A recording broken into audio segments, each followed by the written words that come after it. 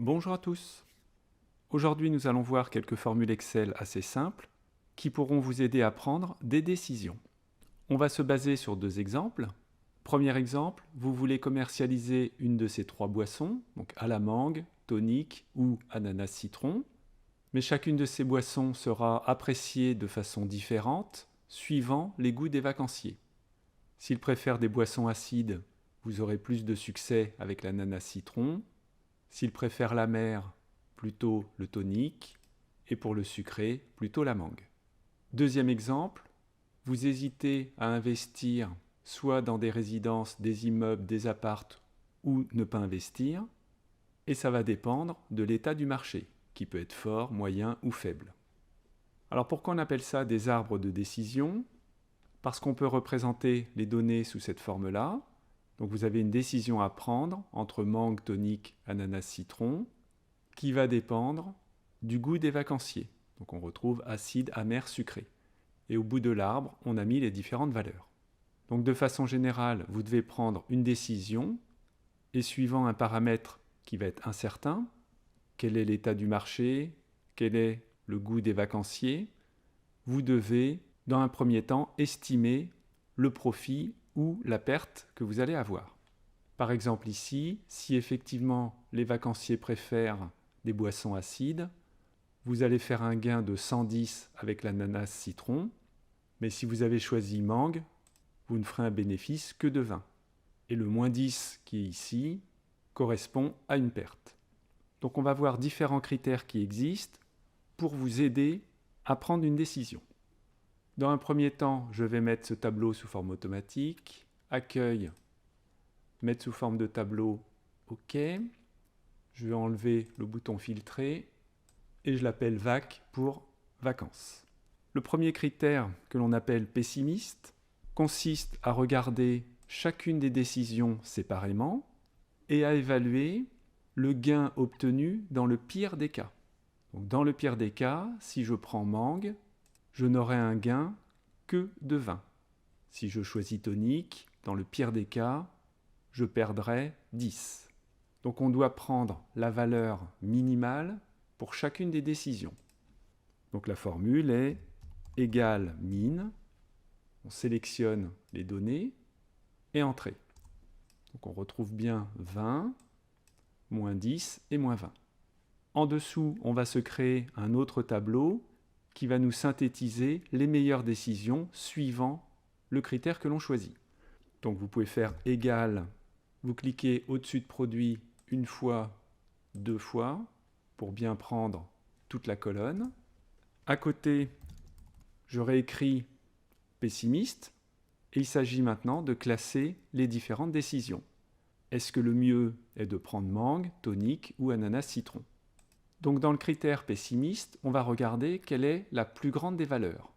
C'est-à-dire ici 20, et donc effectivement, si je décide de proposer une boisson à la mangue, dans le pire des cas, je récupérerai 20, alors que si j'avais choisi tonique ou ananas citron, dans le pire des cas, je perds 10 ou je perds 20. Alors avant de classer les valeurs, on va également mettre ce tableau sous forme automatique. Je vais l'appeler critère vacances. Donc pour trouver le rang d'une valeur, vous pouvez utiliser la fonction qui s'appelle rang ou équation.rang. Donc là, je vais prendre équation.rang. Ensuite, il va demander quel nombre vous intéresse et par rapport à quelles données vous voulez le classer. Donc là, on va se mettre au-dessus de pessimiste pour prendre les données. Donc à quel rang est classé à 10 dans la colonne pessimiste du tableau critères vacances. Troisième paramètre, est-ce que vous voulez classer par ordre croissant ou décroissant? Moi, je dois aller de la valeur la plus élevée vers la valeur la moins élevée. Donc par ordre décroissant. Donc il me dit que 20 va être à la première position, et si j'étire, tonique est bien la deuxième position. En effet, il vaut mieux perdre 10 que de perdre 20. Et ensuite, ananas, citron. Donc avec ce premier critère, il vaut mieux choisir mangue. Deuxième critère, que l'on appelle optimiste, C'est en quelque sorte l'inverse, c'est-à-dire qu'ici, on a regardé quel était le plus grand des plus petits.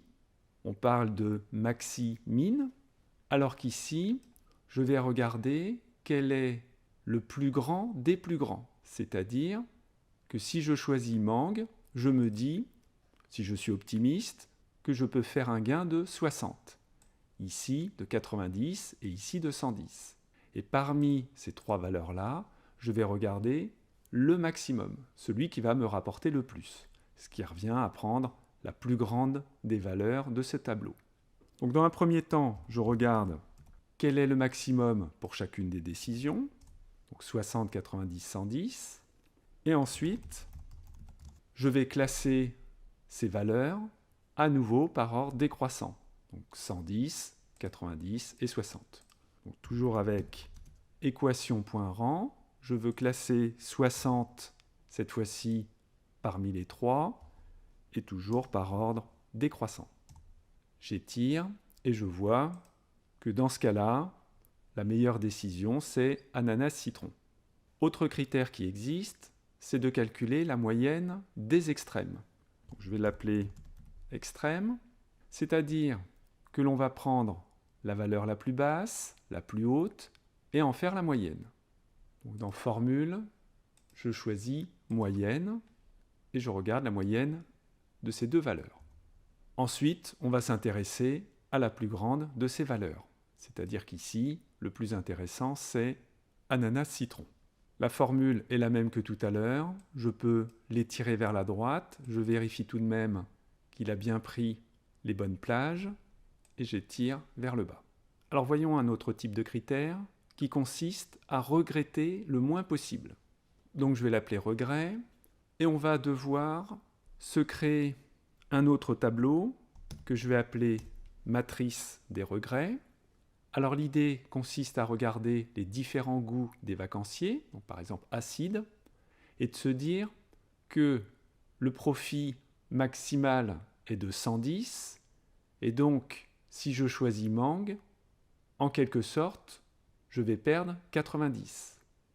Donc plus précisément, je vais reprendre la première colonne, et au niveau de Mang, je vais faire égal max, lorsque le goût est acide, donc ça veut dire quel est le profit maximal que je pourrais obtenir, moins le gain que j'aurai si je prends cette décision. Donc là on voit que notre regret serait de 90, et si j'avais choisi ananas-citron, mon regret est de 0. J'étire vers la droite. Donc ensuite on va regarder le pire des cas pour chacune des décisions, c'est-à-dire quelle est la plus grande valeur, quel est le plus grand regret que l'on puisse avoir, donc égal max de notre matrice de regret. Et pour le classement, il faut donc qu'on ait le regret le plus petit possible.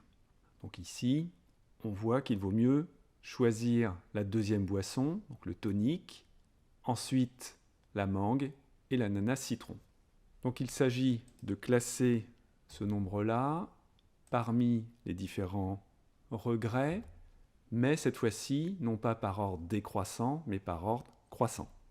On retrouve bien en numéro 1 le tonique. Autre critère, qui s'appelle critère de la place, consiste tout simplement à faire la moyenne des différents gains pour chaque décision. Donc je l'appelle moyenne, et je cherche la moyenne des trois valeurs. Et cette fois-ci, je dois classer ces valeurs par ordre décroissant, donc de la plus grande vers la plus petite. Autre critère, qui s'appelle critère d'Hurwitz, consiste à se donner un coefficient de pessimisme, ou d'optimisme, ça reviendrait au même. Alors on va voir que les critères pessimistes et optimistes sont des cas particuliers du critère d'Hurwitz. Donc on va se définir un coefficient de pessimisme. Par exemple, je suis pessimiste à 30%, je peux le mettre en pourcentage, et donc je considère que dans 30% des cas, j'aurai la valeur la plus petite possible, et dans 70% des cas, la valeur la plus haute. Donc comme on aura besoin de cette cellule dans la formule, je vais lui donner un nom. Je l'appelle pessimisme. Donc ça va être égal au coefficient de pessimisme multiplié par la plus petite des trois valeurs, c'est-à-dire le minimum de ces trois valeurs. Donc dans 30% des cas, j'aurai le minimum. Et pour obtenir les 70% restants, c'est donc 100%, 100% c'est-à-dire 1, moins les 30%. Donc 1 moins 30%, ça fait bien 70%. Et dans ce cas-là, j'aurai le maximum des trois valeurs. Donc c'est ce que l'on appelle une moyenne pondérée avec ce coefficient. Je fais entrer et j'obtiens ces valeurs.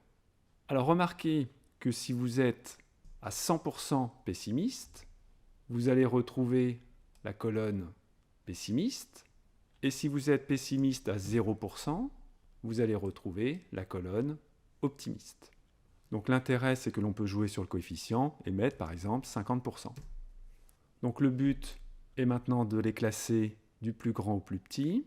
Donc je peux étirer cette formule vers la droite et vers le bas. Alors voyons un dernier type de critère qui s'appelle a priori. Et pour ça, on va se créer un autre petit tableau où on va définir les préférences a priori des vacanciers. Donc je reprends les trois goûts possibles et en dessous, je vais mettre des pourcentages. Par exemple, je me dis qu'a priori, il y a 15% de chance pour que les vacanciers préfèrent un goût acide. 50% que ce soit un goût amer, et donc, pour que ça fasse 100%, 35% pour le goût sucré. On vérifie tout de même qu'en faisant la somme, ça fait bien 100%. Ensuite, pour chacune des décisions, on va calculer le gain en utilisant ces pourcentages, c'est-à-dire 15% fois un gain de 20, plus 50% fois le 30, plus 35% fois le 60. Comme j'ai besoin plusieurs fois de cette plage, je lui donne un nom, je l'appelle préférence. Donc on doit faire la somme des produits de ces valeurs par les valeurs qui sont en haut. Donc la fonction Excel s'appelle SUMPROD. On sélectionne les préférences, point virgule, et on sélectionne les gains. Donc ça correspond bien au produit des trois cellules qui sont là par les trois cellules qui sont ici, et ensuite il en fait la somme.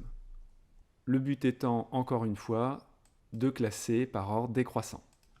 Donc je peux étirer cette formule, et j'obtiens tonique en numéro 1. Donc pour la décision finale, ce que vous pouvez faire, c'est la somme de tous les résultats que vous avez obtenus suivant les différents critères. Donc 14, 12, 13, et ensuite de regarder la valeur la plus petite, puisqu'à chaque fois la meilleure décision correspondait au nombre 1.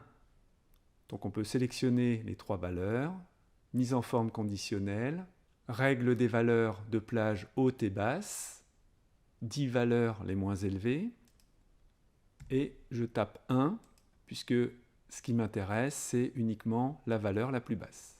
Donc on voit que c'est la boisson tonique qui serait la meilleure décision, et si je change le coefficient de pessimisme, 80%, 20%, ça reste cette boisson.